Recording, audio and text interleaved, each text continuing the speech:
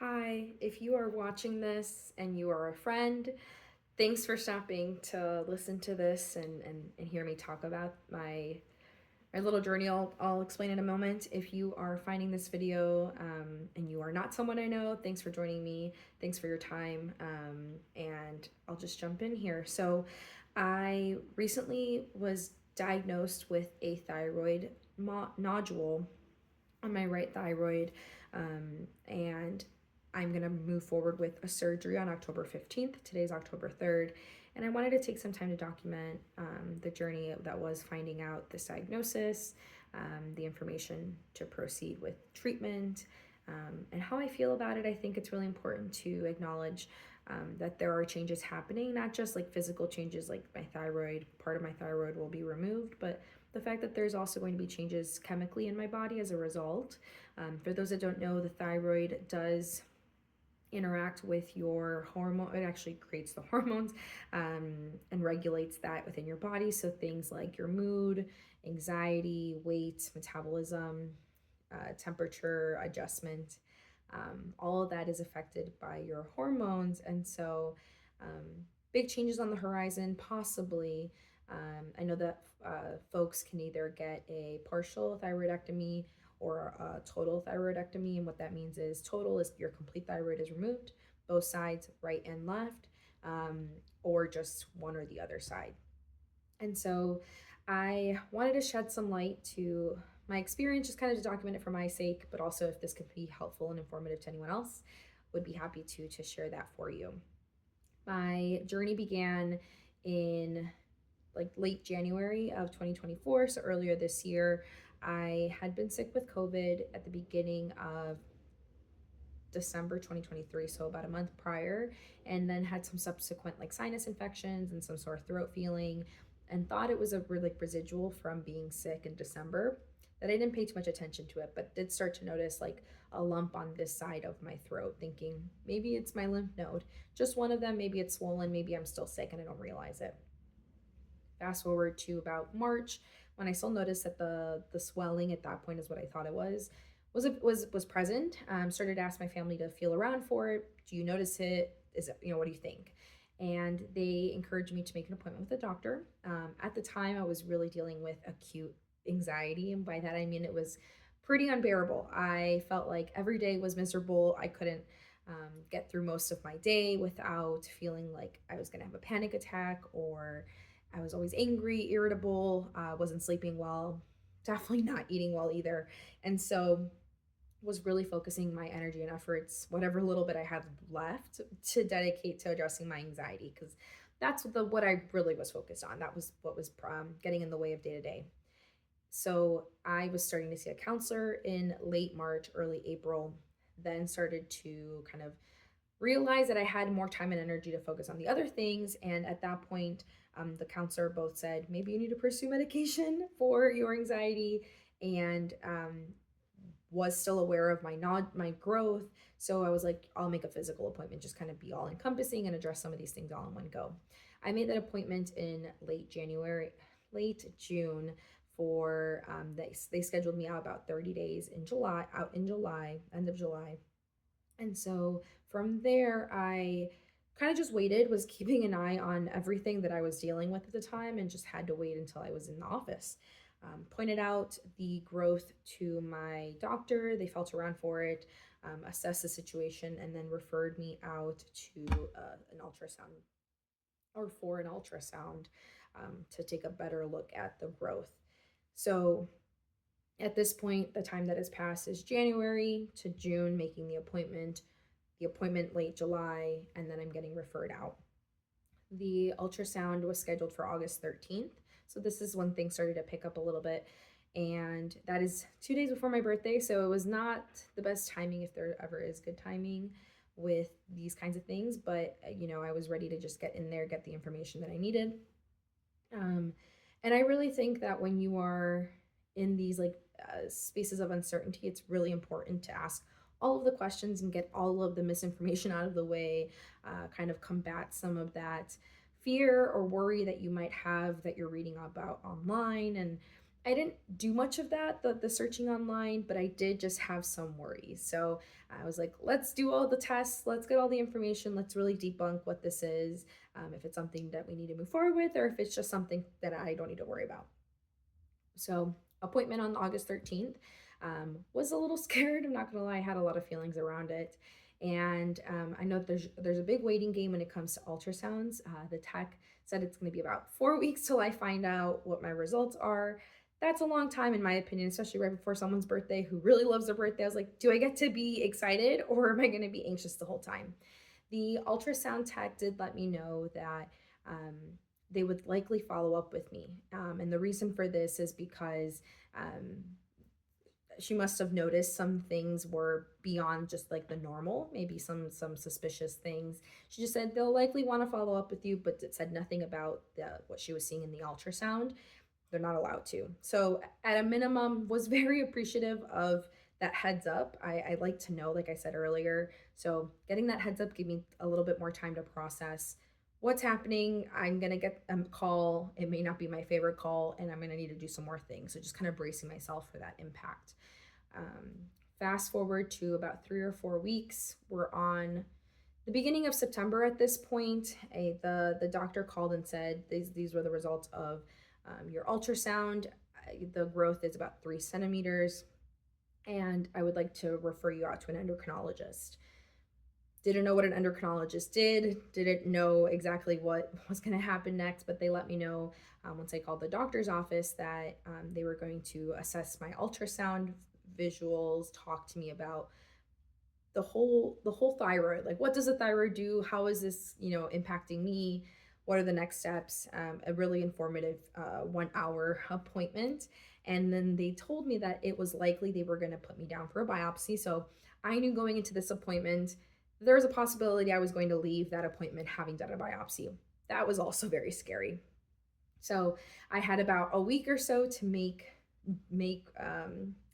to settle the fact that I would be getting a biopsy. And the reason for a biopsy is to see if you have cancerous cells in whatever part is being biopsied. So kind of coming to terms with that reality that I am being tested to see if this growth is cancerous at 29 was very scary. Still is very scary because I don't know yet. um, and so that's where the emotions come in, kind of like what happens next and what does life look like and all this stuff. So I'll find time to make a video about that because I think I could spend a lot of time talking about those things. But um, with the doctor's office visit, again, an hour long, a lot of information, they actually reviewed the ultrasound images and told me that instead of being closer to 3 centimeters, that my nodule on my right side, you can't really see it, but you can feel it, that it's actually closer to 4 centimeters, 3.8 to be exact. And this nodule isn't just like that width, it's like there's dimension to it, it's 3D. So for that reason, the doctor recommended biopsy for sure, and likely a removal of that side of my thyroid.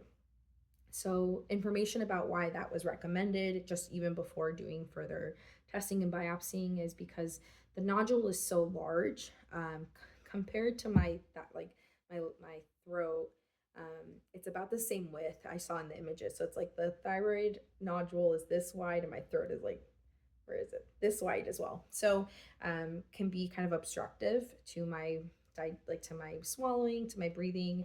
And in my case, I sometimes feel like a little bit of a lump when I'm eating or not eating, and it causes a lot of discomfort, sometimes pressure. And at first, I thought that had to do with my anxiety, like my just general anxiety. But now it's possible that that's coming from the growth. And so the doctor informed me that they would likely remove it. They're still going to do a biopsy because it's always good to do a biopsy. But the caveat with the biopsy is that at this size of a thyroid nodule, the likelihood that my results are not as accurate as they can be does increase. What that means is of my nodule growth size, let's say it's this big, this is huge, this is not what it is. When they do a biopsy, which is through a fine needle aspiration, a little needle, when it goes in, it's only touching a certain part of the growth. The needle is really thin, the growth is really large, and it's only serving the area here. All that's happening back here, because the needle is only so long, what's happening back here, what's happening up here, what's happening down here is really unknown. When the nodule is smaller, that area that is unknown does go down, right? It's a smaller nodule. So the likelihood that the results are accurate are higher. So higher likelihood that it's correct. When the nodule is bigger, those that likelihood or that percentage of accurate result goes up goes down. The likelihood of it being accurate goes down. So the percentage when it's 3 centimeters of likelihood of incorrect results goes from 5% to I think about 15 or 20% when the nodule is 4 centimeters large. I'm on that second half of the spectrum, so I was like, well, then what's the point of doing a biopsy? I did have that question. If it's that large and it may not be accurate, what's the point? But they like to do it anyway, just to see if they need to make any changes in the plan of action early on. So they did the biopsy. Felt kind of queasy for that just because of the way that it's done. They numb the area. They go in with a super thin needle, and they just kind of like go in and out of the nodule growth to get cells. It's a hollow needle, again, fine needle aspiration, a hollow needle, and in that hollow part it collects cells from the nodule. The cells are then processed, made sense of. Results are if it's abnormal cells or not.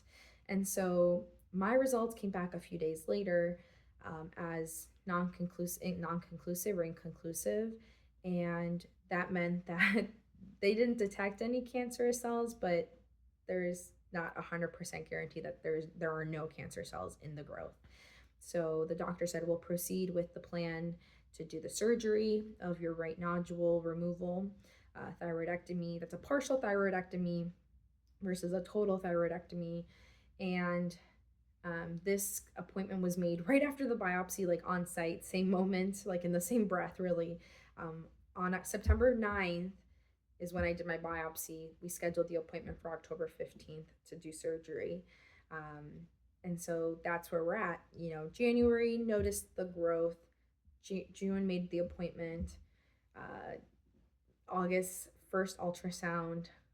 September biopsy, October surgery. So within a year, this has kind of moved what feels quickly just because of the action I took.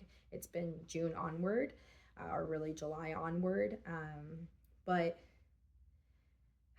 like that's a lot. I know that was a lot to talk about or to listen to. I just wanted to share kind of my timeline and share some encouragement with it. If you are listening to this because you noticed something or recently got results about what is happening, where it's happening, just so that you don't feel alone, like things can move quickly. Listen to your body, listen to how things feel in you, around you, whether it's mood, physical feelings. Consult a doctor. At the end of the day, my video, my experience, my body, my symptoms, they're mine, and they might be a good starting point if you have something similar or can relate to it.